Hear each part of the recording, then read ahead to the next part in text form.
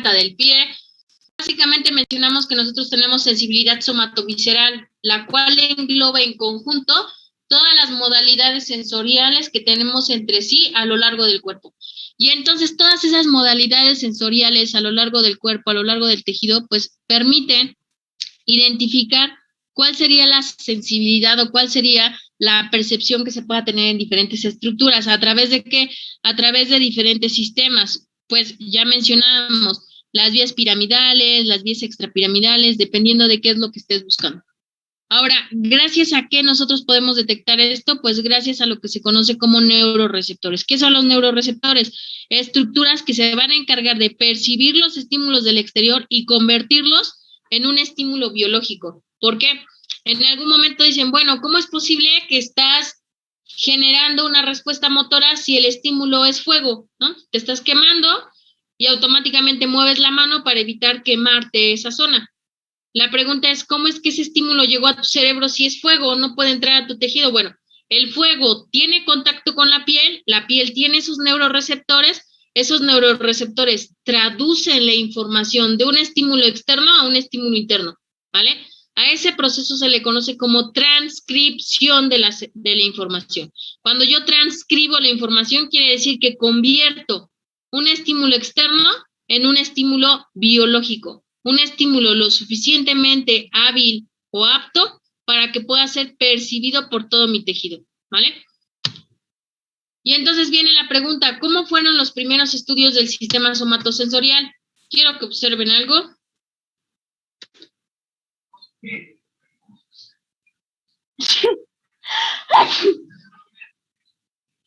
Salud, profesor. Salud, profa.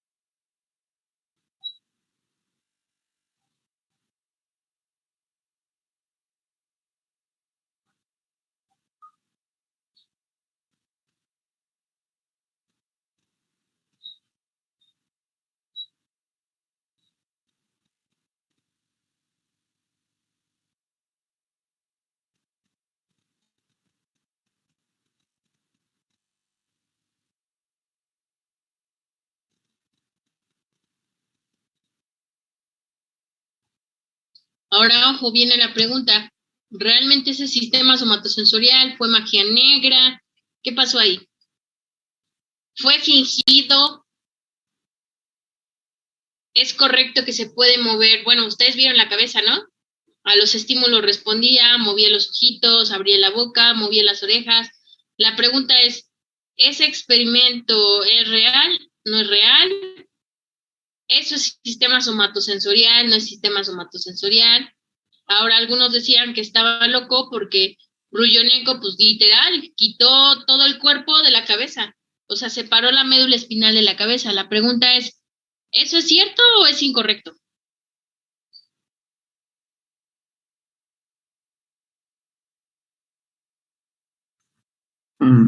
Pues yo había escuchado que sí pueden mantener a pacientes que sufren accidentes, los ponen independientemente del bypass, el cerebro sigue funcionando y sigue recibiendo estímulos externos y ¿Por qué? reacciona. ¿Por ¿Cómo? qué pasa eso? Ah, ¿Por qué bueno, pasa eso? lo que yo había visto es porque digamos que todavía el cerebro sigue activo. ¿Por qué?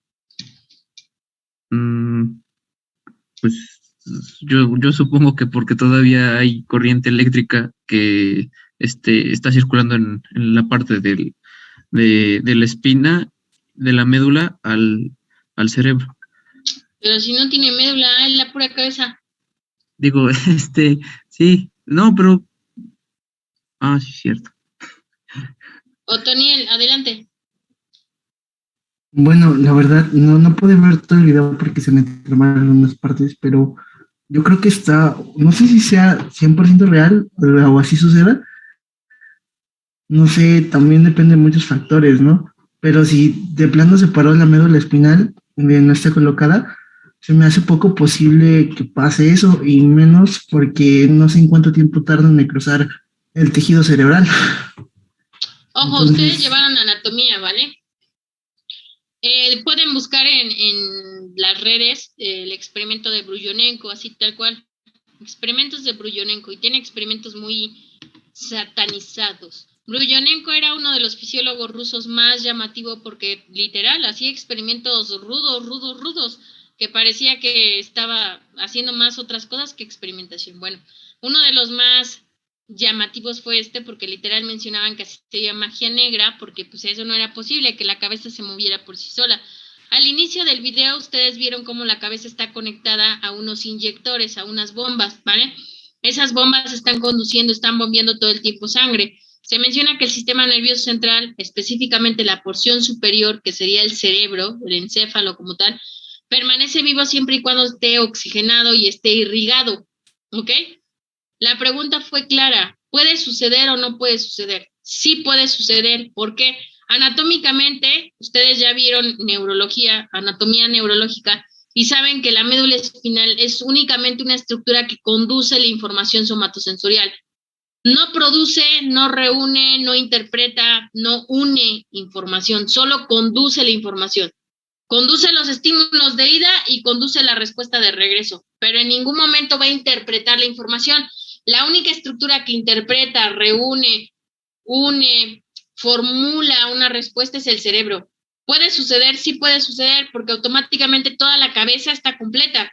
Incluso se llevó hasta una parte de tallo, porque todavía si se dan cuenta es como un poquito de cuello lo que tiene la cabeza.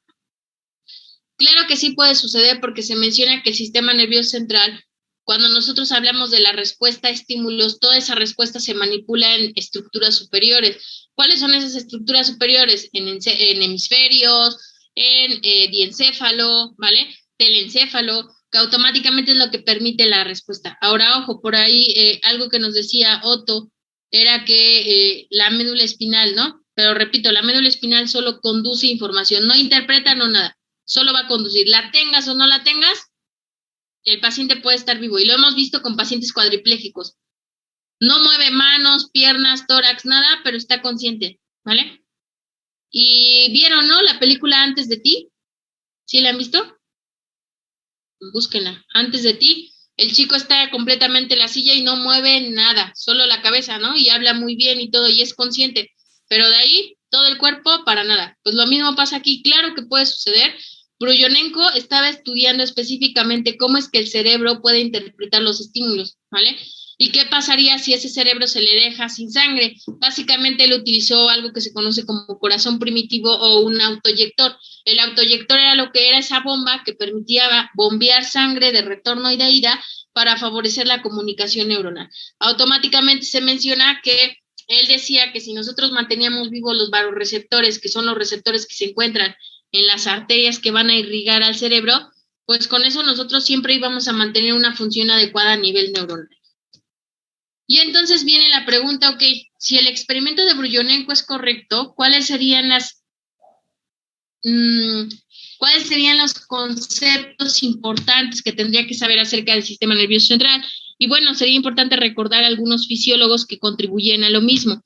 En ese caso está Magendie. Magendie, ¿qué es lo que hace? Magendie básicamente nos habla de las raíces nerviosas y Magendie maneja un concepto muy importante en su experimento. Él dice que los ganglios de la raíz dorsal son estructuras muy importantes. ¿Por qué? Los ganglios de la raíz dorsal se van a encontrar justo a la mitad de las raíces nerviosas. Y los ganglios de la raíz dorsal se van a encargar principalmente de aumentar la información. Nosotros mencionamos, ¿puede llegar todo estímulo somatosensorial a las raíces nerviosas? Sí puede. Pero si ese estímulo somatosensorial recorre una distancia mayor a lo comúnmente deseado, pues esa información se puede perder. Y si esa información se pierde, ¿qué es lo que va a pasar? Bueno, pues los ganglios de la raíz dorsal tienen que llegar para poder aumentar el estímulo que llega desde esto. Y si aumento este estímulo, sin problema nosotros podemos tener la llegada de información al tejido, en este caso al cerebro. Básicamente también nos habla de las raíces de los nervios craneales, y en los nervios craneales pues menciona que estos también traducen la información y se encargan de funciones específicas, sin problema, ya lo veíamos. Después tenemos a Müller. Müller es considerado el padre de la fisiología alemana. ¿Y qué pasaba con Müller? Müller da a conocer lo que se conoce como la ley de las energías sensoriales. La ley de las energías sensoriales te dice, la respuesta a un estímulo no va a depender de la intensidad o de la fuerza con que se aplique ese estímulo, va a depender de la fibra nerviosa que conduzca ese estímulo. Es decir, te puedes golpear con un martillo y te puedes golpear con un bloc. Y pues supuestamente el martillo es más doloroso que el bloc, ¿no? Por ponerlo así, más agresivo. Pero a pesar de que sea uno más agresivo que el otro, la información se va a conducir con la misma velocidad, con la misma potencia, con la misma aceleración, con la misma intensidad. ¿De qué va a depender? De las fibras nerviosas que tengamos en ese tejido, ¿vale? Entonces, no importa si es una lesión muy grande, lo que importa aquí es el tipo de fibra nerviosa. Y el tipo de fibra nerviosa ya veíamos, las fibras que por excelencia son somatosensoriales, de dolor, son las tipo C. Y las fibras que se encargan de información de estímulos externos son las alfa, las beta y las gamma, que se menciona que de acuerdo al grosor que tengan, pues va a ser el tipo de estimulación que puedan llevar. De ahí tenemos a Meissner, que Meissner su principal aporte es la anatomía comparada. Él decía, ok, al hacer experimentación en animales, pues nosotros encontramos lo siguiente y se comienza a recolectar información acerca del sistema nervioso, que es el mismo, lo único que cambia en las estructuras animales es el tamaño, ¿vale? Después tenemos a Florence. Florence básicamente hace experimentación para determinar las funciones del cerebro y dentro de sus investigaciones, pues lo que más destaca son las funciones del sistema nervioso, en el cual él refiere que el sistema nervioso es encéfalo y todos los componentes afinos cercanos que tengamos. En este caso, hipotálamo, epitálamo, hipófisis, cómo funciona cada una de estas estructuras a lo largo del tejido. De ahí nos vamos con Charles Bell, y Charles Bell finalmente recolecta la información de Florence y hace también investigación sobre cerebro y nervios, y automáticamente Charles Bell saca lo que conocemos como Carta Magna de la Neurología. En esa Carta Magna de la Neurología, él da a conocer las características propias del sistema nervioso central y determina que nosotros tenemos estructuras específicas responsables de algunas funciones, como sería tálamo, hipotálamo, hipófisis, y que dependiendo de cada una de las estructuras, pues una función específica, ¿vale? ¿Podemos avanzar? No, profe. Bueno, terminemos. Ahora, ojo, eso sí hablamos de algunos de los aportes. Sin embargo, referimos, para que podamos entender bien cuáles son las vías, cómo se comunica la información, sería importante entender primero qué estructuras forman parte del sistema nervioso central, qué estructuras forman parte directa del cerebro, qué estructuras forman parte directa del diencéfalo y cómo comunican esta información dichas estructuras. Ustedes me dicen si avanzamos. Sí, profe. Va. Ahora, ojo, el sistema nervioso como tal, sabemos que es un conjunto de estructuras y tejidos que tiene como unidad funcional, así como el músculo tiene unidad funcional, el sistema nervioso también, y la unidad funcional del sistema nervioso es la neurona. Si nosotros hablamos de excelencia, genera cambios en nuestro tejido. Ahora bien, del sistema nervioso vamos a tener a dos estructuras, el sistema nervioso central y el sistema nervioso periférico. ¿Cuál es la función en general del sistema nervioso? Ejercer control, coordinar como tal sobre todos los órganos y generar una adecuada interacción entre los órganos y entre el medio ambiente que los comunica, ¿vale? Básicamente todos los tejidos van a tener respuesta a los estímulos recibidos del exterior. La pregunta es, ¿de qué va a depender la respuesta? Repetimos nuevamente, del tipo de fibra nerviosa que lo esté inervando.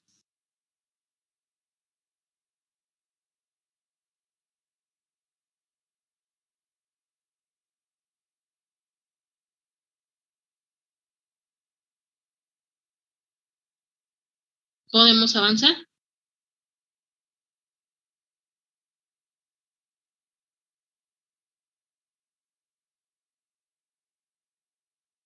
Sí, profe. Va. Ahora, ¿qué tenemos que recordar?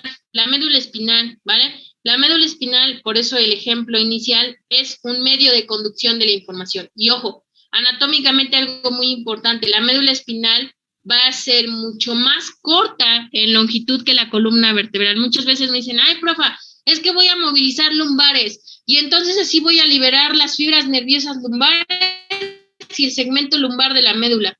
Pues no, o sea, a partir de las lumbares, a partir de la primera lumbar, yo ya tengo caudequina. ¿Qué estás moviendo? ¿Quién sabe? Pero la médula espinal, el segmento, seguro que no, ¿vale?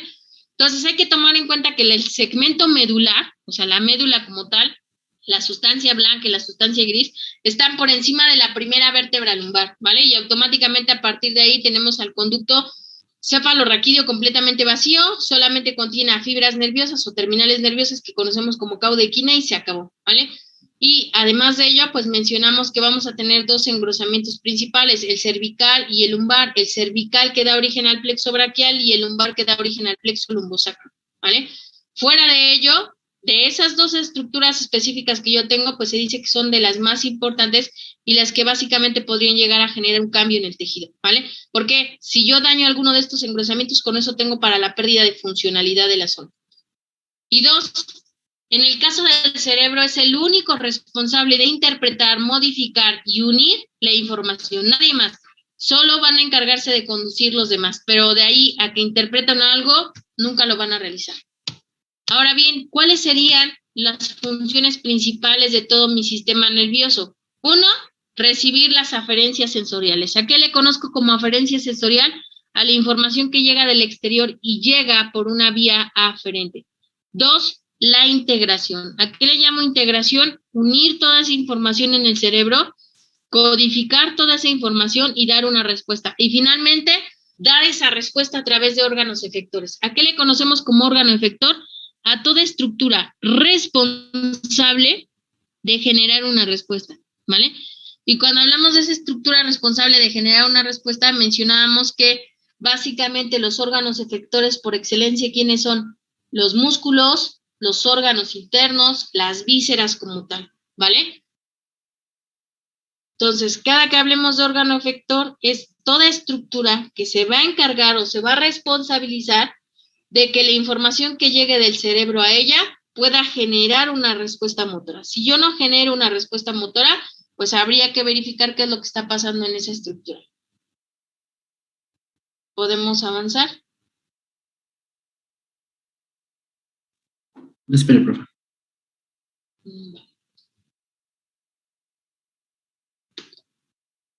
Ahora, esto ya lo habíamos visto, ya habíamos hecho el repaso anteriormente, solo para que recordaran. Del periférico yo tengo sistema nervioso somático, del somático vamos al autónomo y del autónomo, ojo, vamos a tener sistema nervioso entérico, sistema nervioso parasimpático y sistema nervioso simpático. El simpático siempre va a referirse a lucha o huida, el parasimpático siempre va a referirse a reposo y el entérico siempre va a referirse al control de las respuestas involuntarias en el intestino. Si yo tengo estas respuestas involuntarias en el intestino, pues automáticamente yo voy a tener respuestas funcionales o respuestas motoras de acuerdo a los estímulos recibidos, ¿vale? Por eso es importante recuperar la información de qué tipo de sistema nervioso periférico tenemos, en este caso somático, del autónomo es del que vamos a hablar más en sistema somatosensorial, porque la información puede llegar por simpático, por parasimpático, por entérico. Una vez que nosotros tenemos toda esta división, sería importante saber cuáles son todas las estructuras que conforman al sistema nervioso, ¿vale? Hice un pequeño resumen de cuáles serían todos los conceptos que tienen que recuperar de la anatomía neurológica, porque siempre les